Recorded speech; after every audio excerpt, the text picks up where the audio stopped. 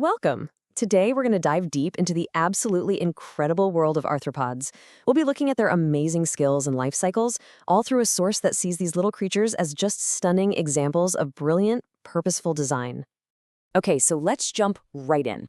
Our source material kicks things off with this ancient bit of wisdom from the book of Proverbs. The idea here is that even the tiniest creatures on Earth can show a kind of wisdom, a complexity that's really worth paying attention to.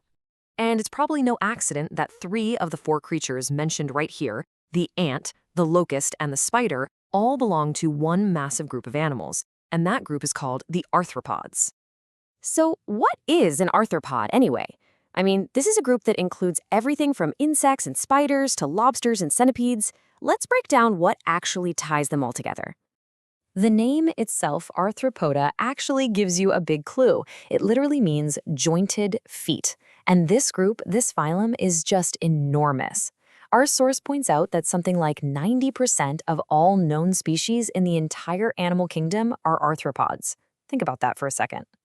So here are the 5 key things that make an arthropod an arthropod. They've got an external skeleton, what we call an exoskeleton. They have jointed legs and segmented bodies. They grow by molting, and they have something called an open circulatory system. This unique combo is basically the blueprint for one of the most successful body plans ever. Right, so this exoskeleton is made of a really tough material called chitin. It's like a custom-made suit of armor, fantastic for defense and for giving muscles something to attach to. But it does create one huge problem. What do you do when you get too big for your armor? And the solution is just wild. It's called molting. As you can see, the arthropod literally grows until its old skeleton gets too tight, and then it just splits right open. The creature carefully wiggles out, and then it has to wait for its new, bigger exoskeleton to harden up. It's a super vulnerable time for them, but it's the only way they can grow. Now, all this complexity, all these fascinating behaviors, well, they completely capture the imagination of one of history's most famous insect experts. According to our source, this is Jean-Henri Fabre. He was a French scientist who basically dedicated his entire life to studying insects. And he didn't have fancy labs. We're talking incredible patience, just meticulously watching and writing about their lives. He had a real gift for making complex science sound interesting. And here's the crucial point our source wants to make. Fabre's incredibly deep dive into the world of insect instinct led him to a very different conclusion than many other scientists of his day. He felt that everything he saw, all that detailed behavior, just strengthened his belief in a creator. And, as this quote shows, it ultimately led him to disagree with Darwin's theory of evolution. Fabre's main passion was insects, and for good reason. They are, by a long shot, the biggest and most diverse group of all the arthropods. I mean, just look at this chart. It's staggering. According to our source, insects make up over 70% of all known animal species. You add in the other arthropods for another 20%, and that leaves just 10% for every other animal on Earth combined. Mammals, birds, reptiles, you name it. So this is your classic insect blueprint. You've got the head up front for sensing things, the thorax in the middle where the legs and wings connect, and the abdomen in the back. It's a simple but super effective design. And those wings? A total game changer. They're the only invertebrates that can fly, which let them conquer just about every corner of the planet. But you know, maybe the most mind-boggling thing about insects isn't just how many of them there are. It's the astonishing way so many of them change during their lives, and that process is called metamorphosis. Our source describes 2 main paths. You've got incomplete metamorphosis, where the young insect, or nymph, pretty much just looks like a tiny version of the adult.